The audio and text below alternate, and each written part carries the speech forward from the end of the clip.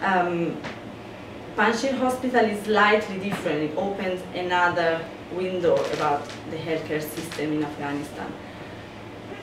In Lashkargah and Kabul, they're all war victims, so victims of fightings and effect of war.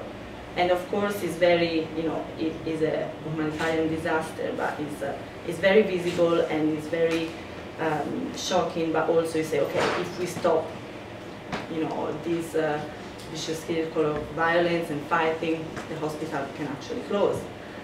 But then you go to Panjshir Valley. After the Taliban left Kabul, the hospital, the area became very stable. There were no more fights, there was no more fighting. So the hospital has changed a bit from being a war surgical hospital to actually, I would say, normal health center. We are doing now elective surgery. We open a pediatric center, internal medicine, and a maternity center. So these are all needs that we all know that are very common, in a population. You usually have a child who got sick very often, sometimes even requiring hospital treatment. If you're an adult, very commonly you can have some sort of sickness that requires hospital admission. If you're a woman, childbearing age, is very likely that you will require midwifery care or even more intensive care for your labor and delivery or in pregnancy. These are things that are just not existing in Afghanistan.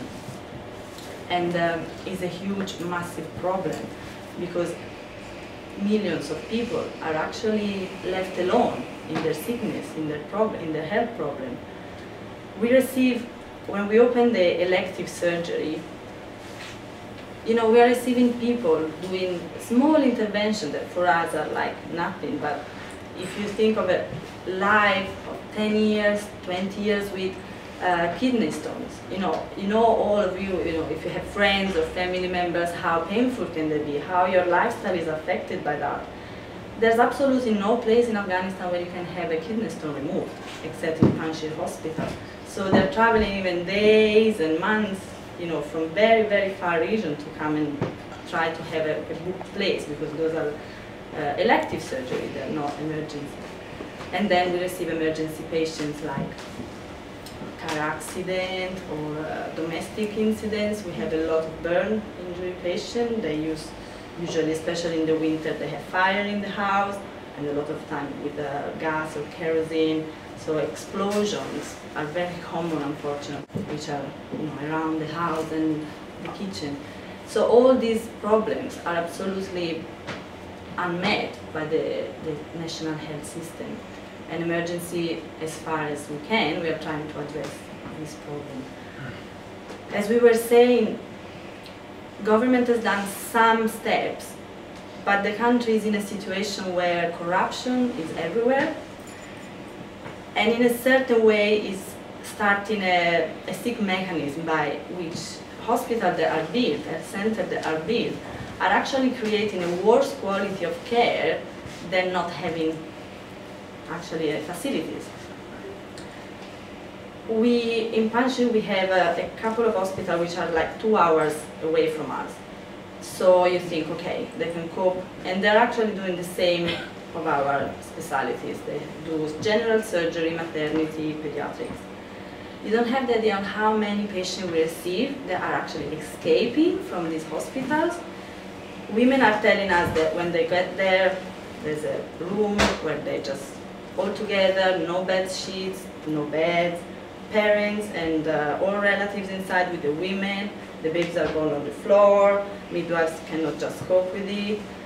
5 o'clock latest, the doctors disappear, so if you need a cesarean section, nobody's around. So you create an example, a model of care that is absolutely wrong, because hospital is a place where you should go to get better, but actually these people are going to this hospital and they get damaged from the care they received.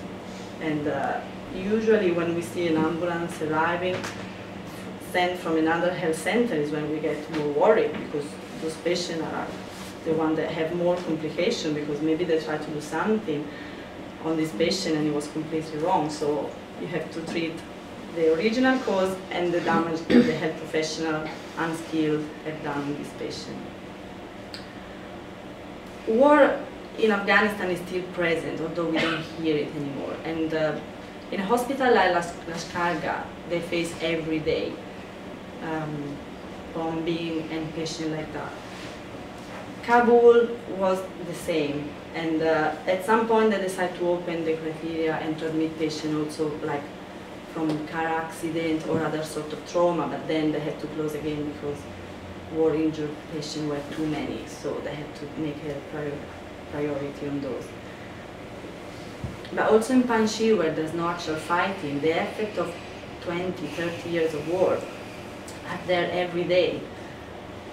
You see them because poverty is everywhere and people are just not getting educated, so they don't even have the basic hygienic skills or the basic hygienic idea of how to raise a child in a good way, how often should it be washed, how, you know, basic thing. This brings to a very poor level of their life and a very poor health situation. And then you see war from the fighting and what is left behind, like mines. Panjshir Valley, my experiences there is usually very quiet. There's no really big fighting, and we receive all these other kind of patients. But I want to tell you a story because I think that's quite, for me, is when it struck the fact that war is still very present in Afghanistan. When I arrived in Panjshir, the medical coordinator who was there, her name was Michaela, she was a nurse, very good nurse, and she never really had a lot of experience with midwifery, so I used to call her a lot in the maternity center to show her clinical case or to tell her about problems, things like that. And she hated that because she didn't really like seeing deliveries or blah, blah, blah, blah, although she's a nurse. So it was a bit of a joke when I was calling her and said, come, there's an interesting case. And she would come like with a scarf like this and say, I don't want to see it. And for me, the first couple of months, I didn't have the chance to see very bad cases in the hospital. Michaela called me one day on the radio and she told me, now you have to come to OPD, our surgical OPD. And I was like, okay, why? So I arrived there and she called me on a corridor, there was the stretcher with this child. And she told me, you called me to show, to show me how women are delivered. Now I want to show you Afghanistan. This is the war. And she showed me this child. He must have been around 8 years old, and he stepped on a landmine, and his abdomen was completely open. His leg was still alright, but the abdomen was, the bowels were everywhere in the stretcher. I almost fainted when I saw that. But just to tell you that these people are living a life when you can just think of doing even normal things. This child was actually playing around his house.